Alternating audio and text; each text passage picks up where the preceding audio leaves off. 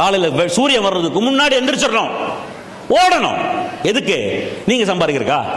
நீங்க சம்பாதிக்கிறது பை ப்ராடக்ட்டுங்க. உங்களை நம்பி வந்திருக்கிற டீமை சம்பாதிக்க வைக்கிறதுக்கு. டீம் சம்பாதிச்சா நீங்க தானே சம்பாதிச்சிருவீங்க. காலையில் எந்திரிச்சோன்னா ஒரு பெட்டி, ஒரு கடைக்காரர் கடை திறக்கிறாரு. எதுக்கு தெரியுமா கடை திறக்கிறாரு? அவர் சம்பாதிக்கிறதுக்கு. ஐயோ மக்கள் எல்லாம் கஷ்டப்படுவாங்க, அவங்க வந்து பால் வாங்கணும் அப்படின்னு அவர் கடை திறக்கிறாரு.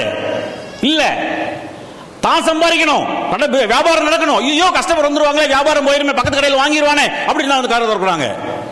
தான் சம்பாதிக்கணுங்கிற எண்ணம் இருக்கிறவனே தன்னுடைய தொழிலை எவ்வளவு கண்ணு கருத்துமா பண்றான். அப்ப நம்மளை நம்பி இருக்கிற நம்ம சமுதாயம் சம்பாதிக்கிறதுக்காக ஒரு தொழிலை கையில் எடுத்து வச்சிருந்தா நமக்கு இன்னும் எவ்வளவு அக்கறை இருக்கணும், எவ்வளவு ஒரு பொறுப்புணர்ச்சி இருக்கணும்.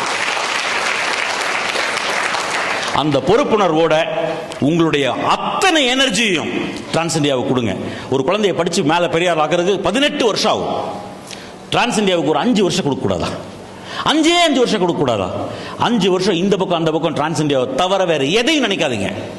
இன்ஜினியரிங் படிக்க போச்சு அப்படின்னு சொன்னா 5 வருஷம் படிச்சாகணுங்க.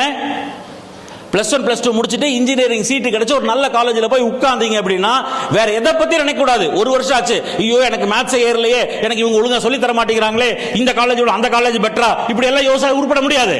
உருப்பட முடியுமா?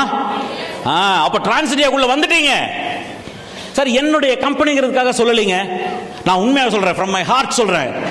டைரக்ட் செல்லிங் கம்பெனிகள்ல டிரான்ஸ் இந்தியா விட சிறந்த கம்பெனி இல்லைங்க.